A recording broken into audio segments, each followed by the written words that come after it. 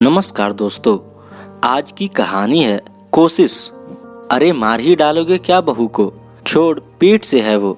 बच्चे को चोट लगी तो दोनों के जान पर बन आएगी।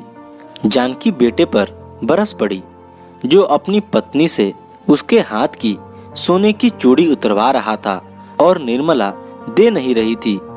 जानकी का बेटा मुन्ना बाबू खानदान में एक लंबे समय से केवल कन्या ही जन्म लेती आई थी।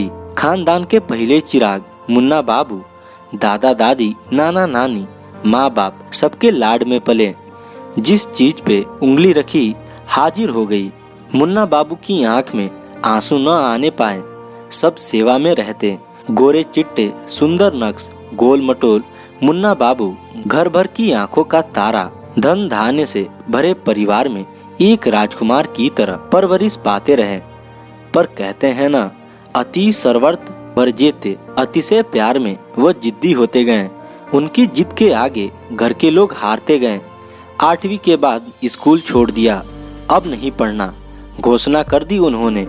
दादा ने कहा, कौन नौकरी करवानी है मुन्ना से, उसकी हवेली में नौकरों की लाइन लगी है। मुन्ना बाबू खुश, दादा के चरण स्पर्श कर लिया। परिवार ने इस घोषणा पर मुहर लगा दी। अब क्या राज दुलारे मुन्ना जी को किसका डर। सारे समय अपने जैसे बिगड़े लड़कों के साथ मटर गश्ती करना, ताश पत्ती करना, लड़कियों को छेड़ना। घर में शिकायत आने लगी, पर मुन्ना जी को आंच नहीं आने दी। घर के लोगों ने साफ बचा ले जाते हैं उसकी गलतियों को। इस तरह प्रश्रय पा मुन्ना और उद्धत आवारा होता चला गया।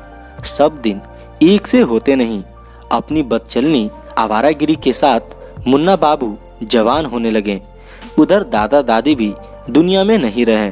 व्यसनी बेटे के व्यवहार से अब पिता भी दुखी होने लगे और एक दिन पिता भी हृदयाघात से चल बसे। पिता की मृत्यु के बाद तो मुन्ना बिल्कुल आजाद हो गए।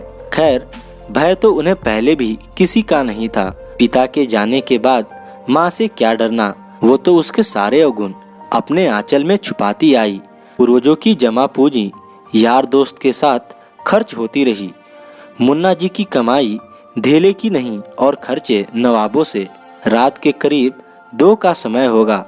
गहरा अंधेरा था। मुन्ना अब तक घर नहीं आया। जानकी ने कुछ हलचल सुनी, अंधेरे में टोहली। मुन्ना अपने 3 दोस्तों के साथ एक लड़की को ले अंदर घुसे। दबी दबी सी चीख लग रही थी।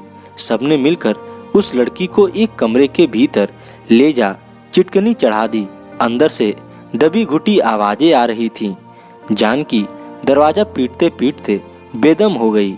जब जानकी को होश आया तो कमरे का दरवाजा खुला था। मुन्ना समेत सब लड़के गायब थे। अंदर कमरे में वो लड़की अर्धचेतन अवस्था में कराह रही थी। जानकी ने देखा वो गरीब भोला कुम्हार की लड़की थी। मुन्ना बदचलन है, आवारा है, पर इतनी शर्मनाक हरकत करेगा जानकी ने नहीं सोचा था। उसने निर्णय लिया कि भोला कुम्हार की बेटी निर्मला को अपने घर की बहू बनाकर ले आई। इस बात को 4 साल हो गए।